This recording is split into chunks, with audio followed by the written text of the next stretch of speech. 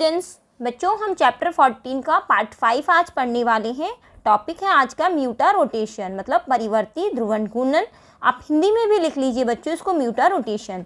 इस चैप्टर के जो चारों पार्ट हैं आपको प्लेलिस्ट लिंक डिस्क्रिप्शन बॉक्स में दे दिया जाएगा, या फिर आप प्लेलिस्ट में से जाकर देख सकते हैं। मैं इस पार्ट को उसी प्लेलिस्ट में ऐड कर दूंगी बच्चों।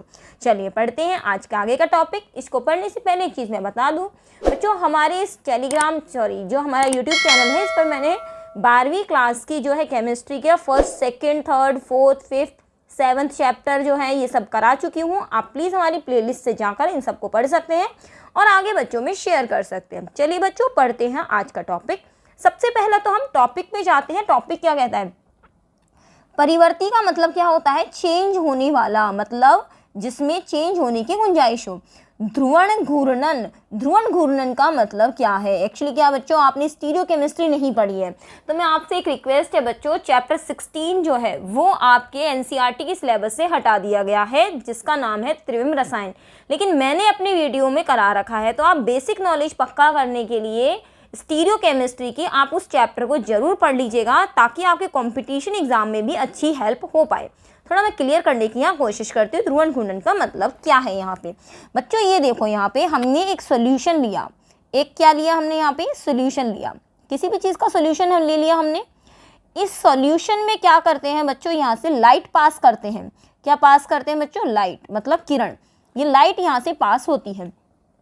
अगर ये जो लाइट पास यहाँ से हो रही है बच्चों, अगर ये लाइट जो है, हम कह रहे हैं कि लाइट जो है वो बिल्कुल सीधी जा रही है, लेकिन मान लीजिए ये जो सॉल्यूशन आपके पास है, ये सॉल्यूशन दो काम कर सकता है।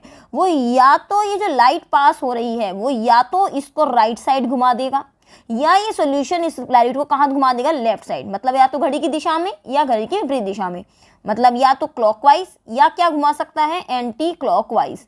ठीक है, इसको हम कहते हैं बच्चों, यहाँ पर जैसे ही लाइट अगर क्लॉकवाइज घूमेगी तो ये यहाँ पर सीधी थी प्रकाश की किरण, ये घूम गई तो इस तरह से, और कितने कोण पर घूमी? कितने कोण पर घूमी, मतलब कितने कोण पे घूम रही है? 60 डिग्री के एंगल पे घूमी, तो उसका कोण हो गया घूमने का 60 डिग्री। ये क्या हुई? लाइट घूमी। लाइट घूमी तो क्या हुआ? लाइट का घूर्णन हुआ, इसलिए क्या लगाया? घूर्णन। ध्रुवण मतलब क्या है? ध्रुवण मतलब है यहाँ से बच्चों ध्रुवित प्रकाश। क्या है? ध्रुवित प्रकाश। अब कहेंगे ध्रुवित प्रकाश कैसा होता है बच्चों, ये भी बताते हैं आपको बच्चों। एक तो लाइट वो होती है जिसके कंपन चारों दिशाओं में होते हैं, सभी दिशाओं में होते हैं, उसको कहते हैं अध्रुवित प्रकाश। लेकिन जब प्रकाश का कंपन केवल एक दिशा में हो तो इसको कहते हैं हम ध्रुवित प्रकाश। कैसा प्रकाश कहेंगे बच्चों? ध्रुवित प्रकाश। मैं आपको एक एग्जाम्पल भी बताती हूँ। आपने सूरज देखा है उगता हुआ? बिल्कुल देखा है। जब सुबह सुबह सूरज उगता है तो कैसे रंग का होता है? लाल रंग का। आप उसे आसानी से देख सकते हैं। क्यों देख सकते हैं? उससे नजरें मिला सकते हैं, क्योंकि उस समय वो प्रकाश ध्रुवित प्रकाश होता है। जब प्रकाश में केवल एक रंग की लाइट दिखे, लाल, पीली, हरी, नीली, तो वह प्रकाश ध्रुवित प्रकाश होता है। लेकिन ये लाल, पीली, हरी, नीली सारी जो लाइट है ये कंबाइंड कर दो, तो लाल का जो अपने पास वो होगा भाई, इस चीज़ का जो अपने पास लाल प्रकाश के कंपन हो गए मान लीजिए वो इस दिशा में है, पीले प्रकाश के कंपन मान लीजिए इस दिशा में है, हरे प्रकाश के कंपन मान लीजिए इस दिशा में है, और बैंगनी प्रकाश है वो इस दिशा में है। इस तरह से इसका मतलब अगर जितनी ज़्यादा लाइट होगी इसके कंपन क्या होंगे? अलग अलग दिशा में होंगे। तो जैसे जैसे सूरज चढ़ता है हमारे आंखों तक और तरंग भी हमारी आंखों तक पहुँचती है, और चढ़ते ही सूर्य से आंखें नहीं मिलाई जा सकती, उस समय सूरज का प्रकाश अध्रुवित प्रकाश होता है। तो मैंने आपको दो चीज बताई, ध्रुवित प्रकाश और अध्रुवित प्रकाश। अगर कंपन सारी तल में होता है तो अध्रुवित, और अगर एक ही तल में होता है तो उसे ध्रुवित प्रकाश कहते हैं। ठीक है, अब शब्द आ गया हमारे पास ध्रुवण घूर्णन। तो ध्रुवित प्रकाश का अगर घूर्णन हो जाए, क्या हो जाए? ध्रुवण मतलब ध्रुवित प्रकाश, मतलब एक रंग की लाइट का अगर क्या हो जाए? घूर्णन। घूर्णन कैसा हो रहा है? या तो घड़ी की दिशा में या घड़ी की विपरीत दिशा में। समझ में आ गया? या तो घड़ी की दिशा में या घड़ी की विपरीत दिशा में। तो बच्चों दो शब्द क्लियर करे हमने। घूर्णन मतलब लाइट का घूमना। घूमना कैसा होगा? या तो क्लॉकवाइज या फिर एंटी क्लॉकवाइज। कौन सी लाइट का घूमना होगा? वो होगा ध्रुवित प्रकाश का। ध्रुवित प्रकाश कौन सा होता है? एक रंग का होता है, जिसके कंपन एक ही तल में होते हैं। तो हम ऐसा कह सकते हैं कि हमारे पास ये क्या थी? लाइट थी। इस लाइट को हमने किस में पास कराया, हमने पास कराया एक विलियन में। विलियन में जैसे ही पास कराया तो ये लाइट जो थी उसका तल जो था वो घूम गया, और हमने वो तल कैसा घुमा दिया, इसको घुमा दिया हमने क्लॉकवाइज। तो हमने कह दिया ये प्रकाश का तल घूम गया और 60 डिग्री पर घूम गया। लेकिन मान लीजिए कुछ ऐसा हो गया कि अभी हमने घुमाया तब तो यहाँ पे 60 डिग्री था, लेकिन थोड़ी देर बाद देखा तो ये जो था अपने पास, तो बच्चों ऐसा भी तो हो सकता है ना, अभी 60 डिग्री पर दिख रहा था, थोड़ी देर बाद देखा तो ये घूम के कैसा हो गया, ये 70 डिग्री हो गया, थोड़ी देर बाद देखा तो घूम के 90 डिग्री हो गया। मतलब चेंज होता रहा, थोड़ी थोड़ी देर में क्या होता रहा, चेंज। अगर ये चेंज नहीं होता तो ये घूर्णन कोण कहलाता, लेकिन थोड़ी थोड़ी देर में क्या हो रहा है बच्चों, चेंज। तो ये क्या हो गया बच्चों, चेंजेबल परिवर्ती ध्रुवण घूर्णन। तो ऐसा घूर्णन जो समय के साथ बदलता रहे तो उसको हम क्या कहेंगे, परिवर्ती ध्रुवण घूर्णन। आशा करती हूँ ये चीज़ आपको शॉर्ट में समझाने की कोशिश की है, आपको समझ आई होगी कि यहाँ से घूर्णन मतलब लाइट का घूमना। कैसी लाइट, ध्रुवित प्रकाश। वो ध्रुवित प्रकाश सॉल्यूशन में से जाता है। बच्चों ये सॉल्यूशन होता है ना, एक चीज़ और बता दूँ, ये जो सॉल्यूशन की हम बात कर रहे हैं ये वाले की, ये हर एक सॉल्यूशन नहीं घुमा सकता, इसकी प्रॉपर्टी होती है। वो कौन सा होता है बच्चों, बहुत लंबी चीज़ हो जाएगी, मैं फिर से कह रही हूँ, इसका पूरा कंसेप्ट जानना है। आप त्रिविम रसायन नाम का एक चैप्टर है, चैप्टर नंबर 16 जो आरबीएससी में हुआ करता था, आप उसको पढ़ लीजिए बच्चों, आपके एकदम कंसेप्ट क्लियर हो जाएंगे ये सारे वाले। ठीक है, मेरे अनुसार तो बच्चों पढ़ ही लेना, क्योंकि वो चैप्टर मैंने समझाया भी बहुत अच्छे से, आपकी नॉलेज है ना एकदम वास्ट हो जाएगी, बहुत अच्छी वाली नॉलेज हो जाने वाली है। तो अगर आप पढ़ने में इंटरेस्ट रखते हो कि मुझे नॉलेज लेनी है तो वो चैप्टर जरूर पढ़ लीजिएगा। लेकिन आपको लगता है अरे नहीं यार सिलेबस ही काफ़ी है करने के लिए, तो बहुत ज़्यादा वाला हो जाता है हमको पढ़ने के लिए, तो फिर मत पढ़ना। लेकिन बच्चों नॉलेज जो है ना वो बढ़कर बहुत अच्छी हो जाएगी, उसको पढ़ लोगे तो, कि काम की तो चीज़ है ही। ऐसा तो है नहीं केमिस्ट्री में हमको केवल 12th तक ही रहना, आगे भी तो पढ़नी है ना, कंपटीशन भी तो फाइट करना है। चलो इसकी बात कर लेते हैं। अब इसके अंदर क्या लिखने वाले हैं हम, सामान्यतः किसी कार्बनिक यौगिक की ध्रुवण घूर्णकता का मान स्थिर और निश्चित होता है। मतलब अगर हमने कह दिया ये कोई कार्बनिक यौगिक है तो ये घुमा देता है लाइट को 60 डिग्री पर, ये घुमा देता है मान लीजिए 90 डिग्री पर, मान लीजिए ये घुमा देता है यहाँ से 30 डिग्री पर, ये घुमा देता है बच्चों यहाँ से 50 डिग्री पर। तो हमने कह दिया ये मान निश्चित है। लेकिन एक कंपाउंड हमारे पास ये आया, अपने पास कंपाउंड पी नाम का कंपाउंड आया, कभी तो 60 पे घुमा रहा है, कभी 50 पे घुमा रहा है, कभी 30 पे घुमा रहा है, तो ये चेंज करता जा रहा है। तो ऐसा क्या हो गया, ये परिवर्ती ध्रुवण घूर्णन हो गया। चलिए इसके बारे में थोड़ा सा हम बच्चों लिख लेते हैं, आइए इसको लिख लेते हैं अपन। देखिए स्टूडेंट्स यहाँ पे हमने लिख दिया है, एक बार रीड कर लेते हैं। सामान्यतः किसी कार्बनिक यौगिक की ध्रुवण घूर्णकता का मान स्थिर और निश्चित होता है। मैंने अभी बताया ना, ए का 30 डिग्री, बी का 60 डिग्री, सी का 90 डिग्री। लेकिन कुछ कार्बनिक यौगिक बच्चों ऐसे होते हैं जिनका मान समय के साथ या तो घटता है या बढ़ता है। मैंने बताया था कि पी नाम का कंपाउंड है, कभी कुछ हो रहा है कभी कुछ हो रहा है। तो ऐसा क्यों है, मतलब वो कार्बनिक यौगिक जिनका ध्रुवण घूर्णकता का मान टाइम के साथ चेंज होता रहता है, कभी एंगल कुछ आ रहा है, कभी लाइट को 60 डिग्री घुमा रहा है, कभी 30 पे घुमा रहा है, कभी कुछ कर रहा है, तो इसका मतलब वो परिवर्ती ध्रुवण घूर्णक कहलाते हैं। ऐसा कौन करता है बच्चों, ऐसा करता है ग्लूकोज। कौन है, ग्लूकोज। ग्लूकोज के दो अपन ने बताए थे रूप, एक बताया था अल्फा और दूसरा बताया था बीटा ग्लूकोज। अब बताए क्या होता है बच्चों, जो अल्फा ग्लूकोज वाला होता है, मैं आपको वैसे समझाती हूँ। देखो ये जो अल्फा ग्लूकोज वाला है, ये अल्फा ग्लूकोज का एक विलियन बना लिया हमने, ठीक है। और क्या करा, यहाँ से बीटा ग्लूकोज का विलियन बना लिया, अल्फा ग्लूकोज ले लिया और क्या ले लिया बच्चों, बीटा ग्लूकोज ले लिया। अब क्या करा, यहाँ से भी लाइट पास कराई हमने, क्या कराई बच्चों, लाइट पास कराई। इसके अंदर से भी क्या कराई बच्चों, लाइट पास कराई। अब लाइट पास कराने से हुआ क्या, मैं आपको और बताती हूँ। अब लाइट पास कराने से यहाँ का जो था एंगल, वो जैसे मान लीजिए ये वाली लाइट थी, ये घूमकर क्या चली गई, घड़ी की दिशा में घूमी, इसमें से लाइट पास कराई हमने, और ये यहाँ पर कितने पे घूम गई बच्चों, 112 डिग्री पर घूम गई। कितने पे घूम गई बच्चों, 112 डिग्री पर। अब ये बीटा ग्लूकोज का विलियन लिया हमने, दोनों अलग अलग ले लिए, दोनों अलग अलग अपने पास यौगिक हैं, इसमें से घुमाई। फिर क्या करा बच्चों, यहाँ पर देखा तो इसने कितना घुमाया, इसको सिर्फ 19 डिग्री घुमाया। कितना घुमाया, 19 डिग्री। तो आपने कह दिया कि अल्फा ग्लूकोज तो 112 डिग्री पर घुमाता है लाइट को, मतलब सीधी लाइट भेजी थी 112 डिग्री पे घूम गई, और बीटा ग्लूकोज ने कितने पे घुमा दी, 19 डिग्री पर। आप तो हो गए जी निश्चिंत कि अल्फा ग्लूकोज तो मैडम ने कहा बताना जरा कितना कितना मान आया। आपने कह दिया मैडम इसने 112 डिग्री पे घुमा दिया, और बीटा ग्लूकोज ने क्या कर दिया बच्चों, इसने 119 डिग्री पर। मैडम ने कहा कोई बात नहीं बच्चों, अल्फा ग्लूकोज का विलयन है इसको रख दो, और ये बीटा ग्लूकोज का विलयन है इसको अभी चेक करते हैं क्या इतना इतना ही रहता है क्या। आप तो बताने चले गए नहीं मैडम जी इतना ही था, यहाँ प्लस प्लस लगा दिया। प्लस का मतलब है कि ये जो लाइट थी वो कैसी घूमी, क्लॉकवाइज घूमी। कैसी घूमी, क्लॉकवाइज। अगर मैं माइनस लगा देती तो इसका मतलब ये एंटी क्लॉकवाइज, लेकिन क्या लगाया, प्लस। और ये भी कितनी घूमी, क्लॉकवाइज। आप निश्चिंत हो गए भैया अपना आंसर तो सही है।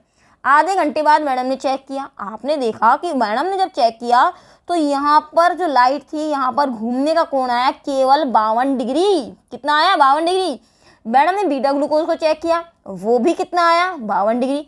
आपने कहा अरे हमने जब कहा था तब तो 112 डिग्री था, अब ये 52 डिग्री क्यों दिख रहा है, इसका मतलब गड़बड़ हुई है। यहाँ अल्फा ग्लूकोज का विलयन धीरे धीरे घूम घूम के 112 से कहाँ पहुँच गया, 52 डिग्री पर। मतलब ये जो अपने पास लाइट 112 डिग्री पर आ रही थी, ये लाइट का तल धीरे धीरे घूमा, और ये धीरे धीरे घूमते हुए कहाँ पहुँच गया, ये केवल 52 डिग्री पर पहुँच गया। इसी तरह से बीटा ग्लूकोज वाला ये केवल 19 डिग्री घुमा रहा था, ये बढ़ते बढ़ते कहाँ पहुँच गया, 52 डिग्री पर पहुंच गया। इसका मतलब अल्फा ग्लूकोज और बीटा ग्लूकोज पलटी खा गए और ये इसने चेंज कर दिया। और बच्चों इससे पता क्या चला पता है, इसको हमने कह दिया सामान्य ग्लूकोज। ठीक है, ये जो अल्फा ग्लूकोज संरचना थी, याद कीजिए बच्चों, ये चक्रीय संरचना थी, बंद संरचना थी। हमने इससे पहली वाली वीडियो पार्ट 4 में पढ़ा था, अपनी कॉपियों में देख लिए। उसका नाम पढ़ा था हमने अल्फा ग्लूकोपाइरिनोज स्ट्रक्चर। देखो ऐसी वाली पढ़ी थी कि नहीं पढ़ी थी, याद आ गया होगा। ऐसी वाली पढ़ी थी, मैंने आपसे कहा था इसको 1 number 2 number 3 number 4 number 5 number, और ये ऊपर लिख दिया था CH2OH। 3 वाले में यहाँ OH और H लिख दिया था, यहाँ H और OH लिख दिया था। तो ये संरचना अल्फा ग्लूकोज की थी। इसी तरह से हमने किसकी घुमाई थी बच्चों, बीटा ग्लूकोज की बनाई थी, याद आ रहा होगा। यहाँ से इसको चेंज कर दिया था, एनोमेरिक कार्बन बना दिया था इसको, यहाँ पहले नंबर पे चेंज करके। तो यहाँ पर ये संरचनाएं कैसी होती है, चक्रीय संरचना। जबकि ग्लूकोज की संरचना को हम सामान्यतः खुली हुई संरचना मानते हैं। मतलब ये वाली संरचना 6 कार्बन की, 1 2 3 4 5 और ये 6, जिसमें ऊपर बोल देते हैं CHO और यहाँ OH OH OH OH लगा देते हैं अपन। तीसरे कार्बन में यहाँ दिखा देते हैं OH बस की, सॉरी तीसरा तो ये वाला है ना, तो ये HOH इस तरह से दिखा देते हैं अपन। याद आ गया आपको सब कुछ किस तरह से अपन करते हैं यहाँ पे। तो बच्चों हम यही कहना चाह रहे हैं आपको कि यहाँ से ये प्रूव हो जाता है कि जो चक्रीय संरचना होती है वो खुली हुई संरचना के किस में रहती है, अपने पास ये इसके साम्य में रहती है। तो यहाँ से क्वेश्चन बन जाता है आपका कि आप कैसे सिद्ध करेंगे कि अल्फा ग्लूकोज और बीटा ग्लूकोज एक दूसरे से ग्लूकोज में साम्य में रहती हैं, या अल्फा और ग्लूकोज जो होती है ये ग्लूकोज के साथ ये खुली हुई संरचना की साम्य में रहती हैं। इसका मतलब आपको म्यूटा रोटेशन वाला टॉपिक समझाना होगा बच्चों। कोशिश करते हैं आपको समझ आ गया होगा। मैंने आपको क्या बताया कि अल्फा ग्लूकोज का विलयन लिया हमने, बीटा ग्लूकोज का विलयन लिया और चेक किया कि सॉल्यूशन कितना कितना घूमता है। 112 घूमा, ये 119 डिग्री घूमा, ये घटकर 52 पे आ गया और ये बढ़कर 52 पर आ गया, तो ये चेंज होता रहा। तो इसी को कहते हैं म्यूटा रोटेशन। चलिए बच्चों अब इसके बारे में थोड़ा सा हम लिख लेते हैं। देखिए बच्चों आगे क्या लिख रहा है इसमें, अल्फा ग्लूकोज के ताज़ा बने हुए विलयन का ध्रुवण घूर्णन कोण 112 डिग्री होता है, जो कि समय के साथ घटकर प्लस 52 डिग्री पर स्थायी हो जाता है। इसी प्रकार से बीटा डी ग्लूकोज की बात करेंगे हम यहाँ पर। बीटा डी ग्लूकोज के ताज़ा बने हुए विलयन का घूर्णन कोण कितना होता है, प्लस 19 डिग्री होता है, जो समय के साथ बढ़कर 52 डिग्री पर स्थायी हो जाता है। इससे ये पता चलता है कि अल्फा और जो बीटा रूप होते हैं बच्चों, ग्लूकोज की विवृत श्रृंखला जो होती है साम्य में रहते हैं। तो आप कैसे सिद्ध करेंगे कि अल्फा और बीटा रूप जो होते हैं ग्लूकोज की संरचना में साम्य में रहते हैं, तो आप इसके ऊपर ये वाला आंसर लिख सकते हैं बच्चों। एक टॉपिक और पढ़ लेते हैं बच्चों यहाँ पे। वो टॉपिक कौन सा, अपना फ्रक्टोज की संरचना। बच्चों इसके अंदर मैं आपको एक चीज़ बता दूं, यहाँ जो स्ट्रक्चर अल्फा ग्लूकोज की है वो आप बनाएंगे, बीटा ग्लूकोज की बनाएंगे और ग्लूकोज संरचना बनाएंगे। यहाँ पे जब तक संरचना नहीं बनाएंगे ये टॉपिक बच्चों कंप्लीट नहीं होगा। आप टॉपिक की इसकी संरचना जरूर बताइएगा बच्चों, ठीक है। चलिए नेक्स्ट पढ़ते हैं अपन यहाँ से फ्रक्टोज की स्ट्रक्चर, वो वाला और पढ़ लेते हैं, फिर उसके बाद अपना टॉपिक स्टार्ट होगा डाइसैकेराइड। चलिए बच्चों स्टार्टिंग में हेडिंग डाल देते हैं स्ट्रक्चर ऑफ फ्रक्टोज बच्चों, है ना, साथ साथ डाल दीजिए स्ट्रक्चर ऑफ फ्रक्टोज। अब तक हमने किसकी स्ट्रक्चर पढ़ी थी बच्चों? वो पढ़ी थी हमने ग्लूकोज की। स्ट्रक्चर ऑफ फ्रक्टोज ये डाल दीजिए बच्चों हेडिंग, ठीक है। अब यहाँ पे सबसे पहली बात तो इसका सूत्र क्या होता है बच्चों? इसका सूत्र होता है अपना C6H12O6। हम आपको बता दें यही स्ट्रक्चर, यही सूत्र किसका था? ग्लूकोज का था। दूसरा, इसको हम एक और नाम देते हैं जिसका नाम है अपना कीटोहेक्सोस, क्योंकि इसके अंदर बच्चों कीटोन ग्रुप होता है। कौन सा होता है? Ketone group. और कीटोन ग्रुप फर्स्ट कार्बन पे तो हो नहीं सकता, तो एक कार्बन नंबर 2 पर, कार्बन 2 पर कीटोन होता है। क्या होगा बच्चों? कार्बन 2 पर कीटोन होता है। और बनता कैसे है? ये अपना सुक्रोज है, C12H22O11, ठीक है। इसका क्या कराएंगे बच्चों? जल अपघटन। आप ऐसे दिखा दीजिए, आपको याद होगा ये हमने पढ़ा था, ग्लूकोज के टाइम भी पढ़ा था। तो ये हुआ C6H12O6, C6H12O6। तो ये तो हो गया ग्लूकोज और ये हो गया बच्चों फ्रक्टोज, है ना। ओके स्टूडेंट्स, चलिए बच्चों अब यहाँ से आगे की बात करते हैं हम। यहाँ पे देखिए स्टूडेंट्स कैसे बनाएंगे इस स्ट्रक्चर को। आप सबसे पहले वही 6 कार्बन लिखेंगे, 1 2 3 4 5 और ये 6। अब इसमें क्या करेंगे बच्चों? नंबरिंग, 1 2 3 4 5 और ये 6, ठीक है। कोई दिक्कत नहीं है, ये नंबरिंग आपको अलग से दिखाई दे जाए इसलिए मैंने इसको कलर चेंज कर दिया। अब आपको करना क्या है? इसके अंदर मैंने आपको बताया कि यहाँ कीटोन ग्रुप होता है जो कितने नंबर पे होता है? कार्बन 2 पे, क्योंकि फर्स्ट और लास्ट पे तो हो नहीं सकता क्योंकि वहाँ पे एल्डिहाइड बन जाता है। तो ये बन गया बच्चों कीटोन ग्रुप, ठीक। अब बाकी सब पे HOH लगता है, लेकिन तीसरा वाला जो कार्बन होता है उसमें यहाँ पर OH लगता है और यहाँ पर H, ठीक है। अब बाकी सब पे H और OH लगा दीजिए, H OH H और ये OH, यहाँ भी आप चाहे तो OH और यहाँ भी चाहे तो OH। बाकी इसकी संयोजकता जो है पूरी नहीं हुई है, 2 हाइड्रोजन रह रहे हैं, तो अब यहाँ भी H लगाएंगे, यहाँ भी H, तब H लगाएंगे, 2 H लगाएंगे तो यहाँ पे क्यों ना यहीं पर लिख दिया जाए CH2OH, ऐसे ही यहीं पर लिख दिया जाए CH2OH। क्लियर हुई बच्चों? ये स्ट्रक्चर हो गई। अब इसके अंदर हमें क्या बनाना है? इसका अल्फा और बीटा बनाना है। अल्फा और बीटा बनाने के लिए आपको करना क्या होगा? ये जो 5 नंबर का जो H है वो इसको किस पे ले जाना होगा? 2 नंबर पे। किस पे ले जाना होगा बच्चों? 2 नंबर पे, क्योंकि वहाँ पे कीटोन के साथ ले जाएंगे, मतलब H किससे रिएक्शन कर जाएगा? इस ऑक्सीजन से। अब देखें यहाँ पर बच्चों वही 6 कार्बन लिखने, 1 2 3 4 5 और ये 6, ठीक है। यहाँ से बच्चों 6 कार्बन हमें लिखने हैं, नंबरिंग कर देंगे 1 2 3 4 5 और ये 6। क्लियर हुआ? अब जैसे ही ये वाला OH आपको दिखाई दे रहा है, ये वाला जो ये वाली चीज़ है ये आपको दिखाई दे रही है, ये H किससे कनेक्ट होगा? इस ऑक्सीजन से, इस ऑक्सीजन से होगा। तो ये वाला क्या बन जाएगा बच्चों? OH। क्या बन जाएगा? ये OH बन जाएगा।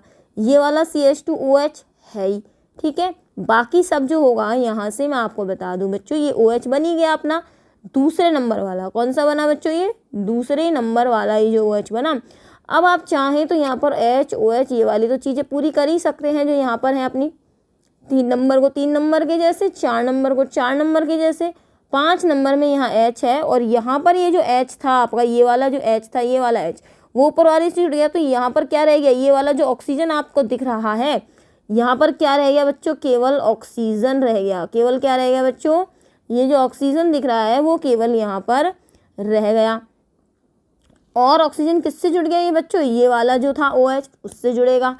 कैसे जुड़ेगा वो मैं आपको बता देती हूँ। ये जो CH2OH अलग लिख लीजिए, ये जो CH2OH आपको दिखाई दे रहा है वो हम यहाँ ना लिख कर बच्चों CH2OH को कहाँ लिख दिया मैंने? यहाँ लिख दिया। कोई दिक्कत नहीं है इसमें तो। और ये कार्बन कौन सा है? कार्बन नंबर 1 है। नंबरिंग सही कर देते हैं बच्चों, 1 3 4 5 और ये 6। और ये बीच वाला कौन सा था बच्चों? कार्बन नंबर 2 था, जो यहाँ से हमने सही कर दिया। अब ये ऑक्सीजन था, अब ये बॉन्डिंग तो दूसरे वाले से हुई थी, तो ये ऑक्सीजन जो आ गया वो इन दोनों के बीच में आ गया। अगर बच्चों आपको समझ नहीं आई है सारी चीज़ें तो आप प्लीज़ इसको क्या करिएगा, आप दोबारा देखिएगा यही वीडियो, यही इसको पॉज करके बैक करके दोबारा देख लीजिएगा। तो यहाँ पर ये हो गया 2 और 5 नंबर के फीस में आ गया बच्चों यहाँ पर ऑक्सीजन। अब यहाँ से ये वाला जो स्ट्रक्चर बना, ये कौन सा बना बच्चों? अल्फा बना। अब कौन सा बनाना है? बीटा। बीटा में क्या चेंज होगा बच्चों? बीटा में सिर्फ इतना सा चेंज होगा यहाँ पे, ये देखिए यहाँ से 1 2 3 4 5 ये देखिए बच्चों, यहाँ से ये CH2OH था। अगर इस वाले का यहाँ पर विन्यास बदल जाए, ये वाला जो अपने को दिख रहा है एक वाला, ये यहाँ चला जाए इधर साइड, ठीक है ना, और ये OH आ जाए इधर साइड, तो ये वाला नंबर 1, ये वाला नंबर 2, 3, 4, 5 और ये 6, ये CH2OH हो गया। ये 3 नंबर पे क्या हो गया बच्चों, यहाँ से ये H और OH हो गया इस तरह से, ठीक है, कोई दिक्कत नहीं आएगी बच्चों यहाँ से।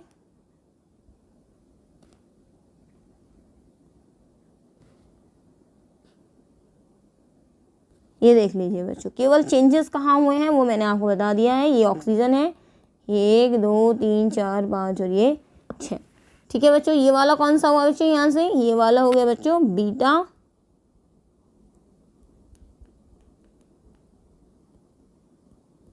फ्रक्टोज, ठीक है, और ये कौन सा हो गया बच्चों,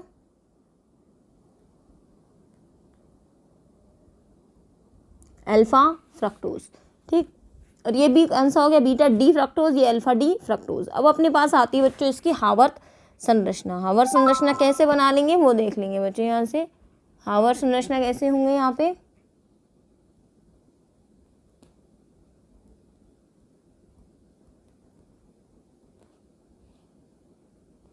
हावर्त स्ट्रक्चर में बच्चों यहाँ से हम फ्यूरेन से इसकी शुरुआत करेंगे। ये होता है बच्चों अपने पास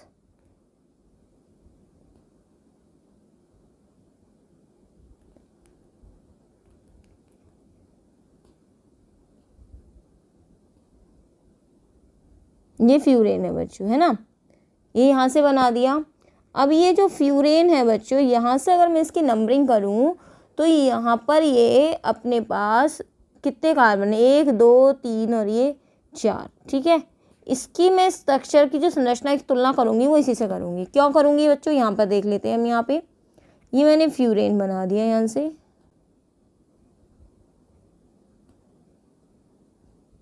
देखिए बच्चों इसको मैं कैसे बना रही हूँ। अब यहाँ पर नंबरिंग जो होगी बच्चों, यहाँ पर ऊपर वाला कार्बन आएगा 1, यहाँ आएगा 2, 3, 4, 5 और यहाँ पर कार्बन आएगा बच्चों 6 नंबर का। तो आप ये 2 नंबर का कार्बन और ये 5 नंबर का जो कार्बन देख रहे हैं, इन दोनों के बीच में क्या आ रहा है, ऑक्सीजन आ रहा है। और यहाँ भी आप देख सकते हैं 2 नंबर और 5 नंबर के बीच में क्या आ रहा है, ऑक्सीजन। तो इसको कॉपी करके नीचे ले आते हैं ताकि स्ट्रक्चर बनाने में बच्चों आसानी हो जाए अपने पास। यहाँ से इसको ले आते हैं अपन, देखिए यहाँ से कैसे होगा। तो यहाँ से बच्चों मैंने नंबरिंग जैसे जैसे दी है वैसे वैसे हमको यहाँ से करना है।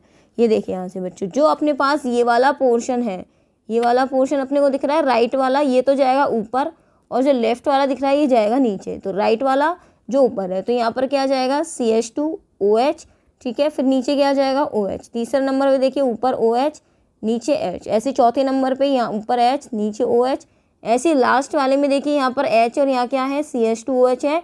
और ये जो 5वां नंबर का कार्बन और ये दूसरा नंबर का कार्बन है, इन दोनों के बीच में क्या आ रहा है, ऑक्सीजन, और ये ऑक्सीजन ये वाला है।